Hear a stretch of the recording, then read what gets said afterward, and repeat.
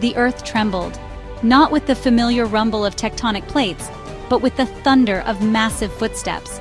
These were not the echoes of ancient times, but the sounds of a new reality. After an absence of millions of years, dinosaurs were back. They roamed the earth once more, their colossal forms casting long shadows over the modern world. No longer confined to textbooks and museum exhibits, these magnificent creatures had returned to reclaim their dominion. They were flesh and blood, teeth and claw. Their presence was a testament to the resilience of life and the mysteries of nature. The planet, once dominated by humanity, found itself sharing space with creatures that once ruled supreme. The balance of power had shifted, and humans were no longer the apex species. The return was unexpected, almost unimaginable. Scientists and laypeople alike were stunned, grappling with the implications of this new world order. Yet here they were, stomping through the modern world, their massive forms a stark contrast to the sleek lines of contemporary architecture, a stark reminder of nature's raw power and the hubris of man's dominion. The impossible had happened, and humanity was forced to confront its own fragility. Dinosaurs were no longer a relic of the past, but a breathtaking, terrifying reality of the present. Their return challenged everything we thought we knew about our world. As humanity stood in awe and fear, one thing was clear: the age of the giants had dawned once again, and the world would never be the same. The How was a blend of scientific marvel and cautionary tale. It was a journey that began with a dream, a vision to bring back what was lost to the sands of time. The idea was simple yet profound: to resurrect the past using the tools of the future. Advances in genetic engineering, once confined to the realm of science fiction, had now become a reality. Scientists, driven by curiosity and a desire to push the boundaries of what was possible, embarked on a mission to unlock the secrets of ancient DNA. These advances had made the impossible possible. The tools and techniques developed over decades of research were now being applied in ways that were once unimaginable. The fusion of biology and technology opened doors to new possibilities. Fragments of dinosaur DNA, painstakingly extracted from fossilized amber, provided the blueprint. Each fragment was a piece of a puzzle, a glimpse into a world that existed millions of years ago. The process was meticulous, requiring precision and patience. The missing pieces were filled in using the genetic code of their closest living relatives, birds.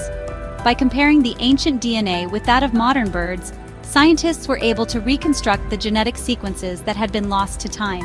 This wasn't just about recreating extinct animals, it was about resurrecting an entire ecosystem. The goal was to bring back not just the dinosaurs, but the world they lived in. This meant recreating the plants, the insects, and the entire food chain that supported these magnificent creatures. Dense, prehistoric jungles were cultivated, teeming with flora long vanished from the Earth's surface. These plants, once thought to be lost forever, were brought back to life through careful cultivation and genetic manipulation.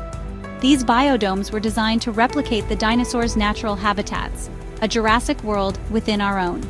Inside these controlled environments, scientists could study the interactions between the resurrected species and their surroundings, gaining insights into the past. But, as with all scientific endeavors that push the boundaries of nature, there were unforeseen consequences. The delicate balance of the recreated ecosystems was fragile, and the introduction of ancient species brought about challenges that no one had anticipated. The journey of scientific discovery was fraught with risks, reminding us that with great power comes great responsibility. The initial awe at the return of dinosaurs quickly gave way to a chilling reality. The meticulously crafted biodomes designed to contain these magnificent creatures proved no match for the raw power of nature. Breaches occurred, and dinosaurs, once confined to a controlled environment, were unleashed upon an unsuspecting world. Cities, once symbols of human achievement, became landscapes of panicked evacuation. The delicate balance of the ecosystem was thrown into disarray. The food chain was disrupted, predator-prey relationships realigned. The world watched, a mixture of fear and fascination, as nature reasserted itself. Humanity, accustomed to being the apex predator, was forced to adapt. Cities were redesigned, incorporating towering fortifications and early warning systems. Military strategies were rewritten, with conventional weaponry proving largely ineffective against these prehistoric behemoths. Yet amidst the chaos, a glimmer of hope emerged. Humans, with their capacity for ingenuity and adaptation, began to find ways to coexist. The study of dinosaurs, once confined to fossils and theoretical models, became a tangible and urgent field. Understanding their behavior, their strengths and weaknesses was no longer academic, but essential for survival. This new world required a fundamental shift in human perception. No longer could we view ourselves as the dominant species, the rulers of the Earth.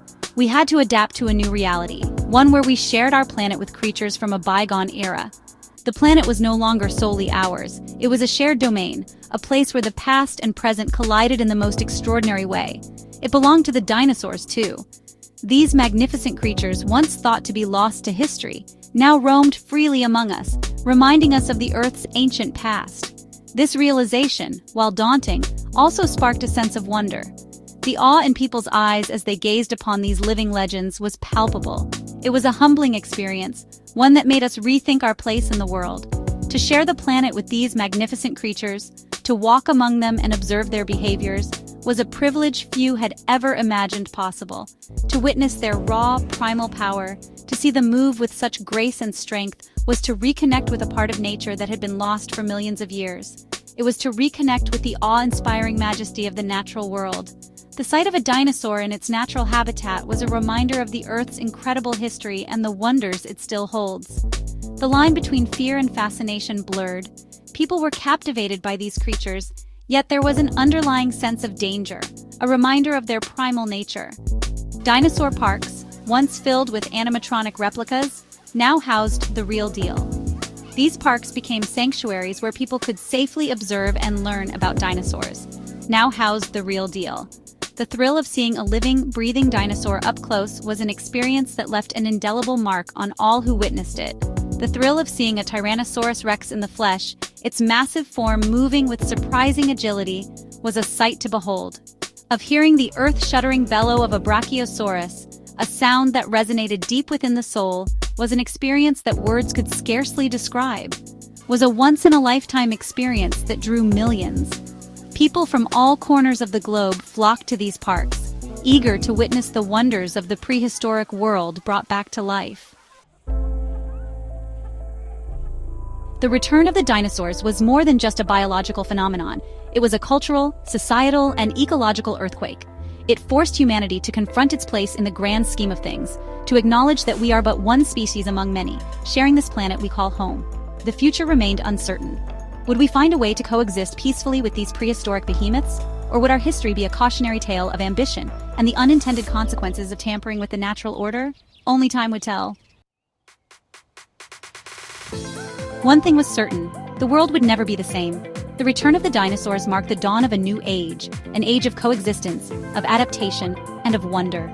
An age where the past had come roaring back to life, forever altering the course of the future.